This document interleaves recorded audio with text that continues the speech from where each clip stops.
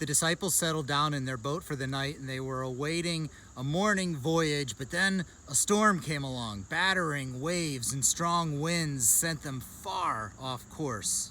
And then, in the middle of the storm, in the middle of the chaos and the noise and the confusion, Jesus comes to them walking on the water. They, of course, were terrified. They thought it was a ghost. And then Jesus speaks to them, saying, "Take heart, it is I, do not be afraid." Now, mind you, Jesus was speaking over the wind and the waves, so this was by no means a peaceful and quiet exchange. I mean, imagine Jesus shouting, "Take heart, it is I, do not be afraid." And then Peter shouting back in the wind, "Lord, if it's you, command me to come out to you on the water." And then Jesus shouts, "Come," and he waves his arm at Peter. And then so Peter gets out of the boat.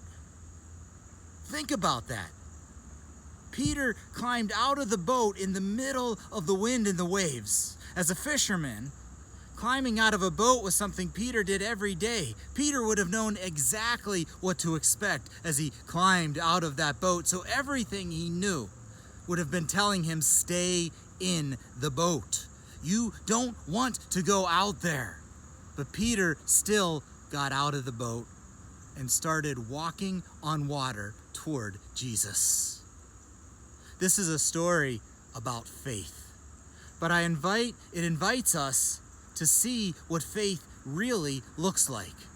Because it's easy to hear this story and come away with the conclusion that what you really need to do is keep your eyes on Jesus. No matter how bad things get, just keep looking at Jesus. Don't doubt, don't fear, keep your eyes on Jesus. Have faith.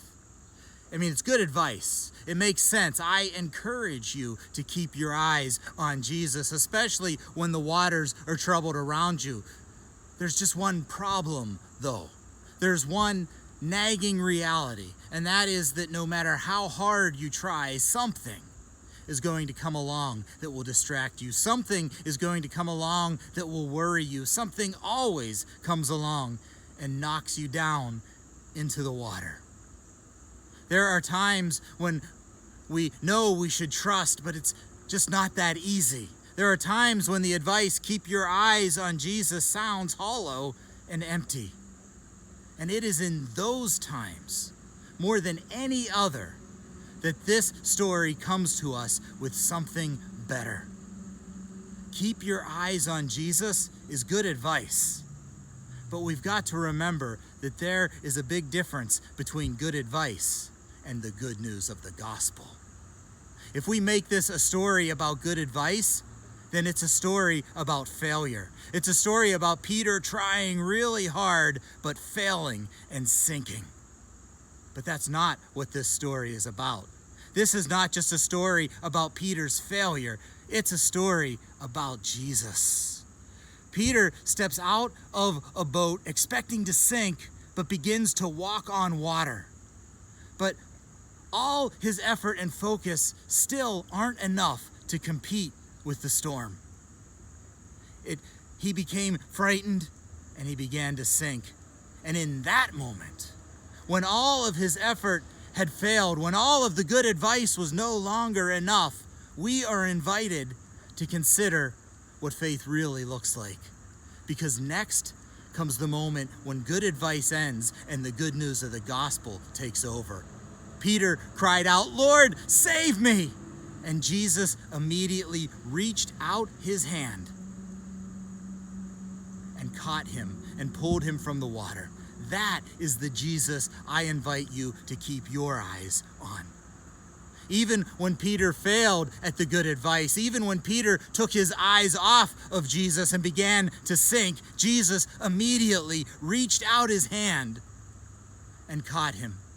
Jesus is not just a safe spot out there in the storm, floating like a buoy that you need to work your way toward. Jesus comes to you at the moment you are sinking and all your effort is reduced to a scream for help. Jesus comes to you even then and lifts you up. It's not about how good you are at keeping your eyes on Jesus. It's about how good Jesus is at keeping an eye on you, especially when everything around you becomes a storm. Hear the good news in Paul's words from Romans chapter 10. Everyone who calls on the name of the Lord shall be saved. God doesn't need people who think they can walk on water. God doesn't need people who can do it all on their own. God calls people who sink like stones. God calls people who know that on their own they are going straight down. God calls sinners who know they need forgiveness and cry out, "Lord, save me," as they go under the water. God calls upon real people to bring about the kingdom of heaven. Real people like Peter sinking in the sea, and real people like you. Jesus calls you out of the boat to walk on water, not to prove yourself, but to realize that you need Jesus. I think it's safe to say that 2020 has brought about wind and waves that have sent all of us far off the voyage that we thought we had planned.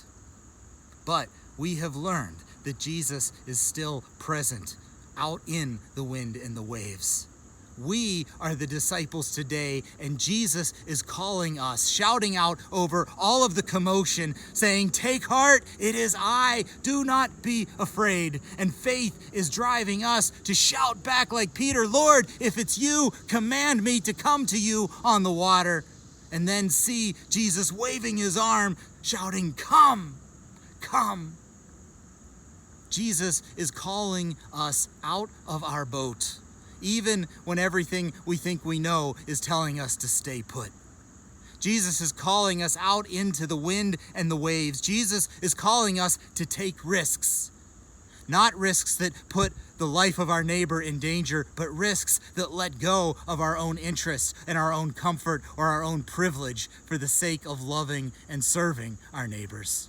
Because even though so much of what we were used to has changed, we are still a faith community. We are still followers of Jesus. St. Luke is still on a mission. We have not gathered in the sanctuary for months, but we stepped out of that boat and we never stopped worshiping together. We gather through live streams and will soon step out to gather outdoors. Our classrooms are not the right place to gather together for faith formation, for Sunday school, for confirmation, for table talk, for forums. But Jesus is still calling us to grow in faith together, so we will step out of our boat to equip people to know Christ. And as needs continue to increase in our community and around the world, Jesus is still calling us to care for the poor and the hungry and the vulnerable, and we will step out of the boat and continue to change this world. And as our society braves the wind and the waves of the disruption of life as we knew it, and is driven to division and driven to divide into vicious arguments during this time of helplessness, Jesus calls us out into that storm, not to pour gasoline on the fire, but to love our neighbor. To love our neighbor enough to say, yes, Black lives matter. To love our neighbor enough to wear a mask and to behave safely. Jesus calls us to move above and beyond political division, not by pretending there's no disagreement and no conflict, but by expecting more of ourselves, more of our leaders, and more of each other than name-calling and division while people are dying and suffering and being denied justice.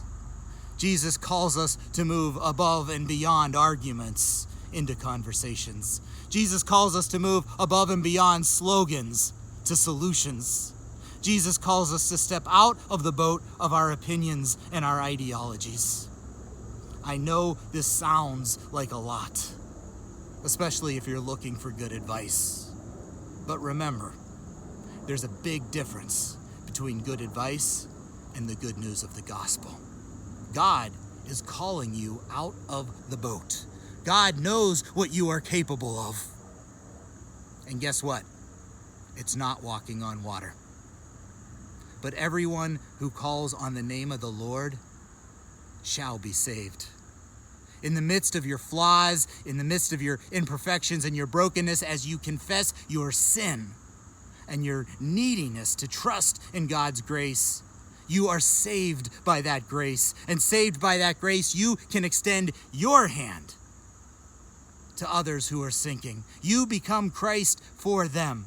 You show them that Jesus is there in the wind and the waves